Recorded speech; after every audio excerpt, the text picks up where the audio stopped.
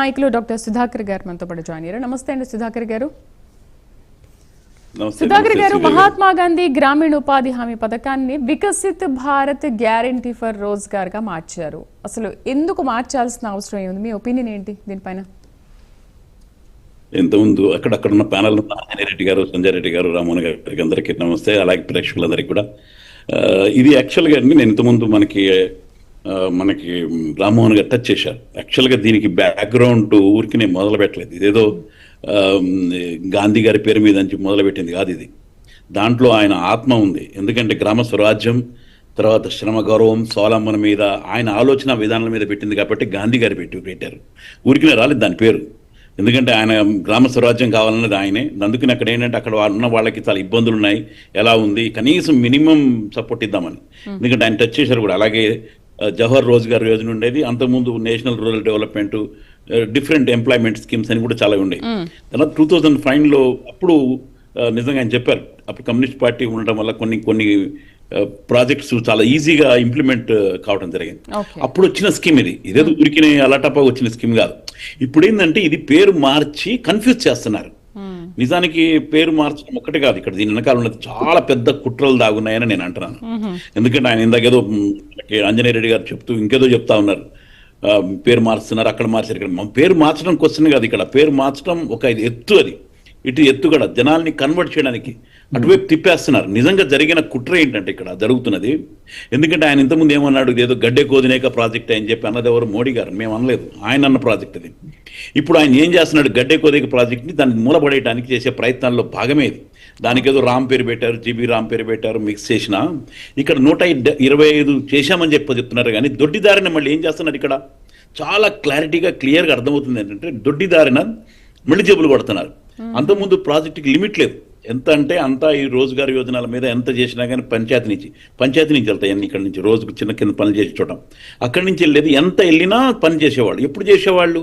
పనులు లేని టైంలో, అగ్రికల్చర్ పనులు లేని టైంలలో అక్కడ పని దినాలు కల్పించుకొని చేసేవాళ్ళు. ఎందుకంటే అగ్రికల్చర్ పని జరుగుతున్నప్పుడు ఎవరు కూడా దీనికి రారు. ఎందుకంటే ఇచ్చేది 200-300 రూపాయలకి ఎవరు రాడు. అగ్రికల్చర్ దాంట్లో 1000 రూపాయలు, 800-1000 రూపాయలు వస్తాయి కాబట్టి ఆ టైంలో ఉండేది ఫెయిల్యూర్, అది అవుద్ది. కానీ ఇప్పుడు జరుగుతుంది ఏంటి, government is going to decide ఏ టైంలో ఇవ్వాలి అన్నది. అంటే చాలా పెద్ద ఎత్తున. అలాగే 40% ఒకప్పుడు ఈ పథకం బానే ఉంది, కానీ ఇప్పుడు ఈ పథకం నిర్వీర్యం అయిపోయింది అని అంటారా? పని దినాలు ఎక్కువగా కల్పించినప్పటికీ కూడా దాని అమలు విధానం సరిగ్గా లేదంటారా? అది చెప్తున్నాను ఇప్పుడు. ఎందుకంటే దీన్ని 40% కూడా రాష్ట్రాలు ఎందుకు భరించాలి? ఎందుకంటే 42% జిఎస్టీ నుంచి మనకి వెళ్తుంటే, మనం లక్షల కోట్లు కడుతుంటే మనకు వచ్చేది 40% కూడా రావట్లేదు మన డబ్బుల నుంచి. మనం రూపాయి కడితే 40 పైసలు రావట్లేదు మనకి. పని సెస్ పేరు మీద దొడ్డిదారిన 15 పైసలు మళ్ళీ కొట్టేస్తున్నారు. అవన్నీ కొట్టేసుకుంటూ మళ్ళీ రాష్ట్రం మీద మరి భారం పెంచడమే కదా ఇది. ఇది రాష్ట్రం మీద భారం కదా. నిజానికి మనకి పక్కన ఉన్న రాష్ట్రం మాట్లాడలేదు. ఆయన ఇక్కడ కాంగ్రెస్ గవర్నమెంట్ మాట్లాడింది, మిగతా వాళ్ళు మాట్లాడుతున్నారు. కానీ నిజానికి బీజేపీ ప్రభుత్వ పాలిత రాష్ట్రాలు కూడా ప్రాబ్లం ఇది. 40% ఎందుకు కట్టాలి మనం? ఎందుకు రాష్ట్రం 125 పెంచడం ఎందుకు? దొడ్డిదారి 40% కొట్టించడం ఎందుకు? రాష్ట్రాలకు మళ్ళీ పని భారమే కదా. అందులో పనులు టైంలో ఏంటి? అంతకుముందు డిస్ట్రిక్ట్ చేసేది ఎవరు? పంచాయతీలు నిర్ణయం చేసేది. ఏ రోజుల్లో మీకు మన్రేగా ఉండాలి అనేది, అంటే ఇప్పుడు పనికి ఇది ఎందుకు ఎప్పుడు ఉండాలనేది. ఇప్పుడు government is going to decide it. Central government is going to decide ఏమి ఇవ్వాలన్నది. మీరు అది దాంట్లో కొద్ది చదువుతుంటే నేను నిన్న కొన్ని పాయింట్స్ చూశాను. అది చాలా దారుణం. అది ఇది కన్వర్ట్ చేస్తున్నారు. పేరు మార్చేసి అది పేరు మార్చారని గొడవ చేసి కన్ఫ్యూజ్ చేసేసి, అసలు దీంట్లో చాలా పాయింట్స్ ఉన్నాయి. 40% ఎందుకు పెట్టాలి రాష్ట్రాలు? వై? ఆల్రెడీ మేము కట్టే డబ్బుల్లో 42 పైసలే మనకు, 40 పైసలే మనకు వస్తుంటే, సెస్ పేరు మీద కొట్టేస్తుంటే, ఇంకా వేరే ట్యాక్స్ల మీద కొట్టేస్తుంటే రాష్ట్రాల మీద మళ్ళీ ఒక భారం ఎందుకు పెడుతున్నారు? మరి 125 రోజులు పెంచామని చెప్పి కనపడటానికి బాగుంది 125 రోజులని. మరి 40% ఎవరు కట్టాలి? ఎందుకు రాష్ట్రాలు కట్టాలి? ఎందుకు మరి టైం చేయాలి? ఈ రిస్ట్రిక్షన్స్ ఎందుకు పెడుతున్నారు? ఇవన్నీ ఇవన్నీ పెట్టకుండా అంటే మార్పు చేసి ఈరోజు ఈ గడ్డా కోదినేక ప్రాజెక్ట్ అని చెప్పేసి, అలాగే గాంధీ గారి పేరు పెడితే ఏదో కాంగ్రెస్కి వాల్యూ వస్తుందని చెప్పి ఒక భయంతో రకరకాల మేనియాతోటి ఈరోజు పెట్టే కార్యక్రమం ఇది. డెఫినెట్ గా దొడ్డిదారిన రాష్ట్రాలకి భారం వేస్తున్నారు. ఇది చాలా రాంగ్. అది డెఫినెట్ గా దీన్ని వ్యతిరేకించాల్సిందే. అలాగే పేరు మార్చడం అనేది నేను చెప్తున్నాను ఇంతకుముందు, అది దానికి స్వావలంబన, గ్రామ స్వరాజ్యం కోసం ఒక ఆత్మ చరిత్ర ఉంది. దాని నుంచి వచ్చింది అది. అంతేగాని పేరు మార్చేసేసి మేము దాంట్లో జీరామ్ బీరాములు పెట్టేసామంటే కనుక అయిపోద్ది అనుకుంటే కనుక ఫూలిష్నెస్ అవుద్ది. రైట్. ప్రజలు గమనిస్తానే ఉన్నారు ఇవన్నీ. ఆంజనేయ రెడ్డి గారు, ఎందుకంటే yes. ఆంజనేయ రెడ్డి గారు, మరి అందరూ కూడా దీన్ని తీవ్రంగా వ్యతిరేకిస్తున్నారు. అసలు ఎందుకు పేరు మార్పు చేస్తున్నారని. పని దినాలు పెంపు అని అంటున్నారు, డిజిటల్ హాజర్ అని అంటున్నారు. కానీ పేదల పథకానికి అసలు ఎందుకు ఇన్ని ఆంక్షలు పెట్టడం? 125 రోజులు మీరు పెడుతున్నారు, ఓకే, 40% రాష్ట్రాల మీద భారం వేస్తున్నారు. మరి ఏ విధంగా ఈ పని దినాలు పెంచుతున్నారు? నిజంగా ఈ పథకం సద్వినియోగమేనా అసలు? నేను చెప్తాను. మీరు నన్ను ప్రశ్నలు అడిగారు కదా, మీరు వరుసగా ఒక 10 ప్రశ్నలు అడిగితే కష్టం అవుతుంది. ఒక్కొక్క ప్రశ్న ఏంటి నేను సమాధానం చెప్తా.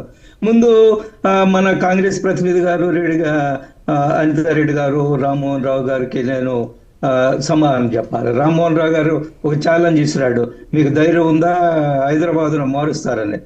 రామ్మోహన్ రావు గారు, తెలంగాణలో బీజేపీ ప్రభుత్వం వస్తే పేరు మార్పు ఉంటుంది, భాగ్యనగరం అవుతుంది. ఈ రోజు నేను చెప్పాను, గుర్తుపెట్టుకోండి. అహ్మదాబాద్ పేరు మార్చండి. అహ్మదాబాద్ పేరు మార్చారు. గుజరాత్ లో మార్చచ్చు కదా, అక్కడ మీ రాజ్యమే కదా, మార్చేసేయండి అహ్మదాబాద్ ని.